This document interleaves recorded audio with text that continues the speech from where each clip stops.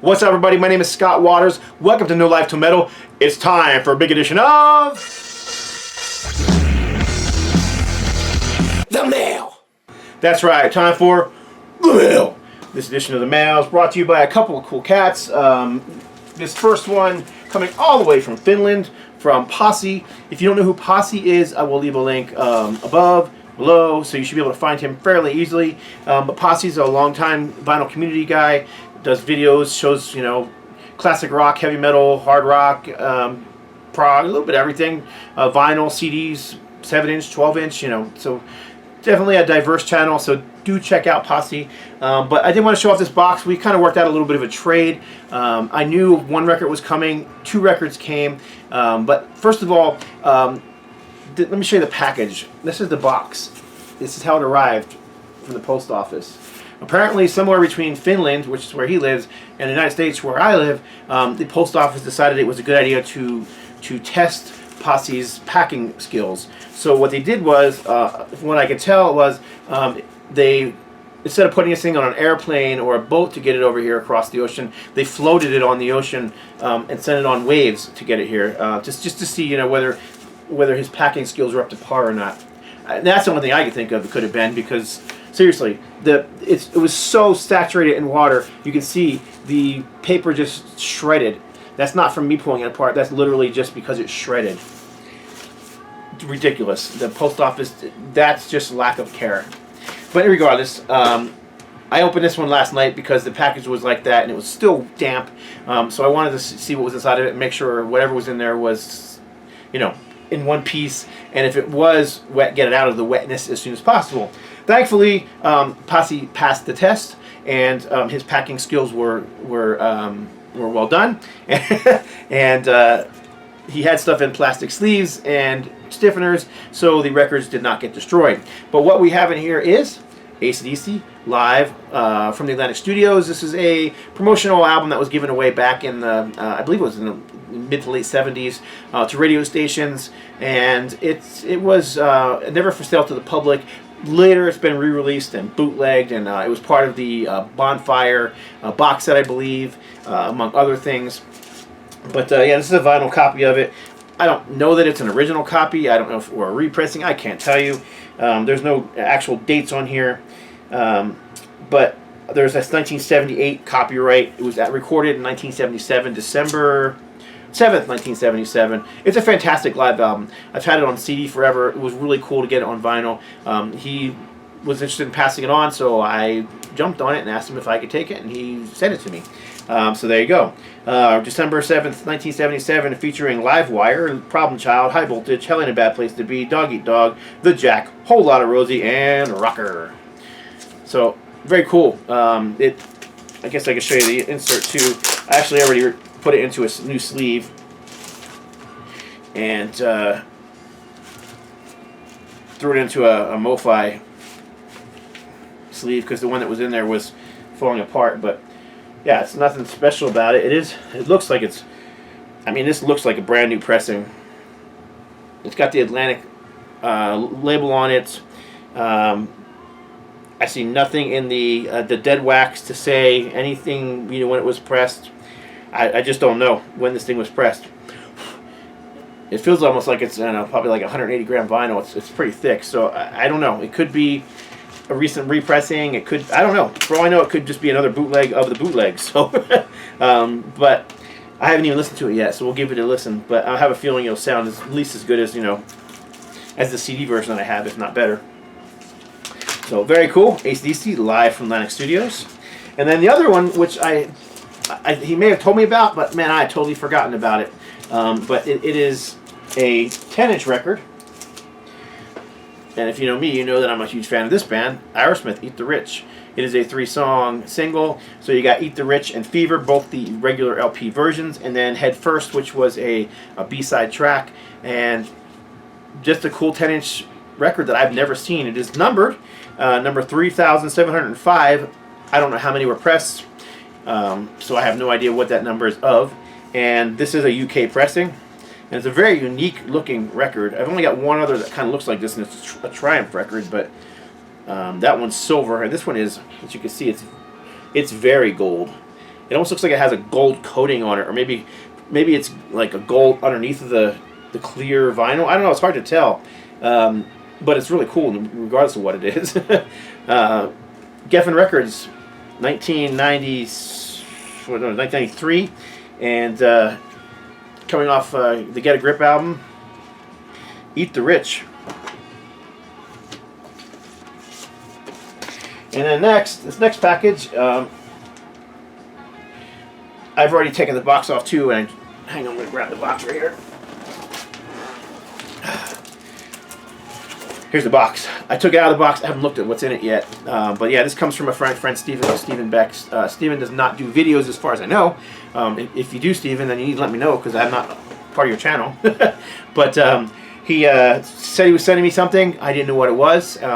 So this is it. Let's see what's in here. This is all a surprise to me. There are several CDs sitting right on top. I don't recognize any of them from the backs, so I'm just going to start showing those. But there is Heart Cry, Oakenland. Looks like an independent release. The name of the band sounds like it's going to be some sort of AOR. I can't tell from the band photo or anything else, you know, what it is. It's from 1997, so who knows? I mean, it could be grunge for all I know. I don't know. It's hard to tell. Cover kind of looks proggy and a little like maybe like a prog rock band too. Who knows? There's just the title Heart Cry kind of sounds like an AOR band, but new one to me. So if anybody knows who Heart Cry is, be curious to think curious to know what you think about them. Next up is a band. Oh, okay, I know who this band is. This is My Line and Broken Heart. Crank It Up. This is just old school Christian rock, and I do not have this one. I have owned this one in the past. I don't own it anymore. I don't know why. I think I might have traded it for something else. But yeah, My Line, has been around forever, and started off as just a straightforward rock and roll artist. I think he was signed to, I don't know, Sony or Atlantic or one of those big labels, and eventually became a Christian and started doing Christian music instead. And this is one of his Christian albums called Crank It Up. Like I said, just straightforward. I wouldn't even call it hard rock, just straightforward rock and roll. Maybe, I'm pretty sure this is like mid 80s. Man, could they make that type any smaller? Even with my contacts in, I can't read that one. 1990.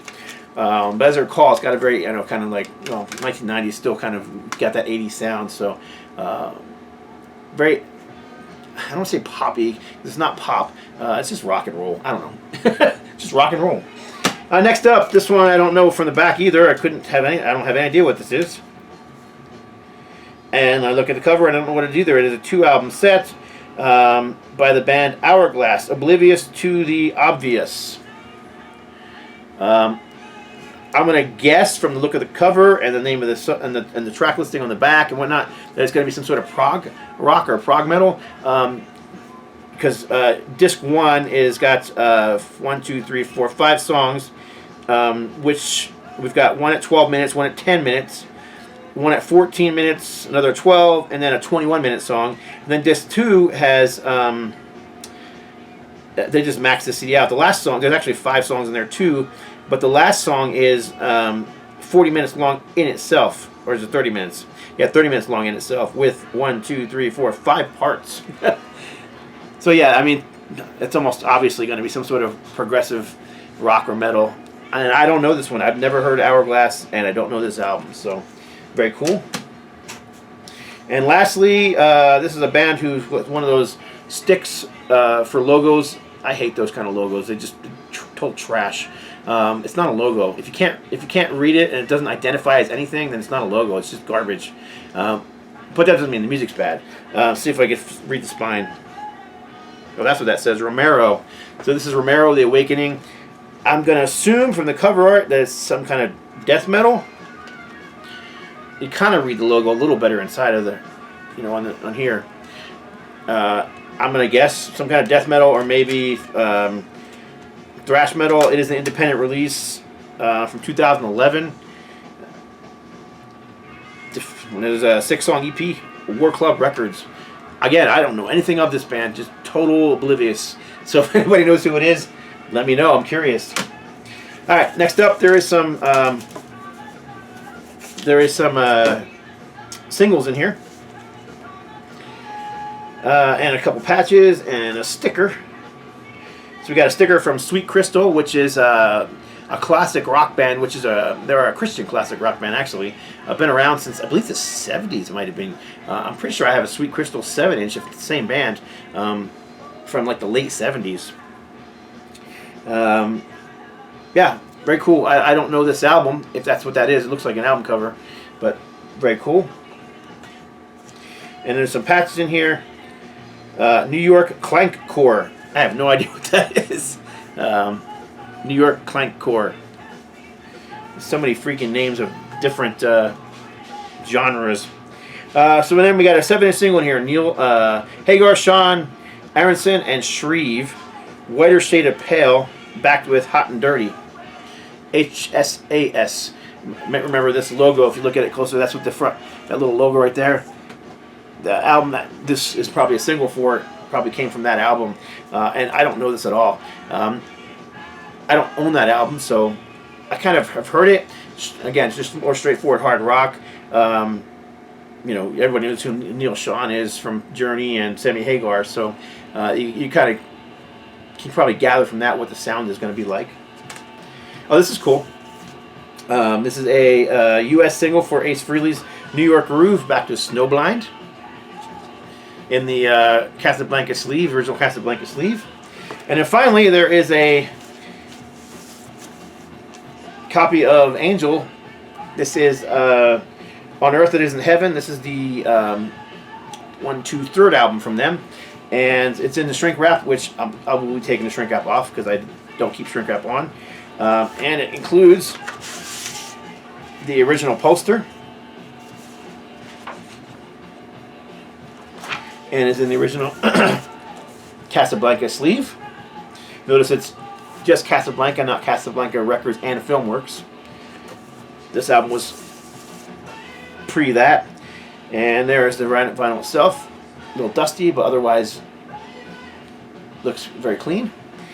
Again, on the Casablanca label, so you can see there's no Records and Filmworks on there yet. So, very cool. So three records and 4 CDs. Just a total surprise package from a friend. Thanks for sharing it with me. Appreciate y'all watching. Have an awesome day. God bless. Stay strong.